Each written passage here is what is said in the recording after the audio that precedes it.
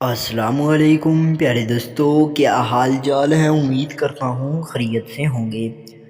پیارے دوستو، آج کی اس مختصر سی ویڈیو کے اندر ہم آپ کو بتانے جا رہے ہیں کہ بے نظیر پروگرام کی جانب سے جو نئی اپڈیٹ آئی ہے، اس کے مطابق آپ لوگ کس طرح سے نااہل اور جانچ پڑتال والے پیسے لے سکیں گے۔ آپ نے اس ویڈیو کو اینڈ تک دیکھنا ہے تاکہ کوئی بھی سوال باقی نہ رہے۔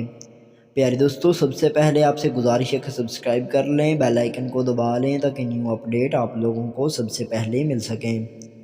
پیارے دوستو، سب سے پہلے بات کرتے ہیں بے نظیر پروگرام کے حوالے سے کہ آپ لوگ کس طرح سے پیسے لے سکتے ہیں۔ پیارے دوستو، آپ کو بتاتے چلیں کہ بے نظیر پروگرام کے اندر نئی رجسٹریشن شروع ہو گئی ہیں۔ آپ لوگوں نے رجسٹریشن کروانے کے لیے بے نظیر پروگرام کے دفتر کے اندر جانا ہے، اور وہ افراد جنہیں نااہل قرار دیا گیا ہے ان میں دو طرح کے خاندان ہیں۔ ایک تو جن کو نااہل کیا گیا ہے، اور دوسرے جو سرکاری ملازم ہیں انہیں بھی نااہل کیا گیا ہے۔ اب آپ کو بتاتے ہیں سرکاری ملازم کس طرح سے اہلیت لے سکتے ہیں اور دوسرے کس طرح سے اہلیت لے سکتے ہیں۔ پیارے دوستو، آپ کو بتاتے چلیں کہ بے نظیر پروگرام میں وہ افراد جن کی ماہانہ آمدنی 30,000 سے کم ہے، چاہے وہ سرکاری یا پھر پرائیویٹ سیکٹر کے ملازم ہوں، انہیں پیسے دیے جائیں گے اور انہیں رجسٹریشن کر کے اہلیت مل جائے گی۔ اب بات کرتے ہیں کہ بے نظیر پروگرام میں وہ افراد جن کی ماہانہ آمدنی کم کم تھوڑی ہے یا پھر انہیں نااہل کیا گیا ہے، تو وہ کس طرح سے رجسٹریشن کر کے پیسے لے سکتے ہیں۔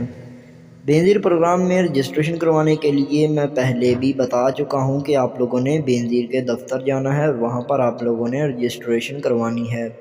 رجسٹریشن کروانے کے بعد آپ لوگوں کو بے نظیر پروگرام میں اہل کر دیا جائے گا۔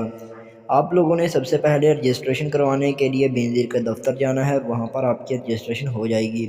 اب دوسری طرح کے خاندان جن کی نئی شادی ہوئی ہے یا پھر انہیں نااہل کیا گیا ہے، تو وہ کس طرح سے رجسٹریشن کروائیں گے۔ تو میں آپ کو بتا دوں، جن کا جانچ پڑتال کا مسئلہ ہے انہیں تو ہم کچھ بتا نہیں سکتے، کیونکہ جب تک انہیں نااہل نہیں کیا جائے گا تب تک انہیں جانچ پڑتال کے مسئلے سے نکل نہیں سکتے۔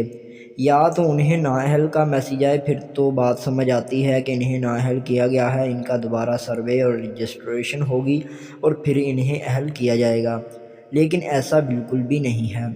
آپ لوگوں نے سب سے پہلے رجسٹریشن کروانی ہوتی ہے۔ رجسٹریشن کروانے کے بعد آپ کا باقاعدہ سروے ہوتا ہے، جسے ہم سیکنڈ سروے کہتے ہیں۔ سروے ہونے کے بعد آپ لوگوں کو اہلیت دی جاتی ہے تاکہ وہ افراد جنہیں کسی وجہ سے کسی غلطی کی بنا پر نااہل کیا گیا ہے تو وہ اپنی رجسٹریشن کروا کے اور سروے کے بعد اپنے پیسے لے سکیں۔ تو یہ تھی مختصر سی انفارمیشن جو آپ لوگوں کو دینی تھی۔ تھینک یو سو مچ اس ویڈیو کو اینڈ تک دیکھنے کے لیے۔ ہمیں اپنی دعاؤں میں یاد رکھیں۔ شکریہ۔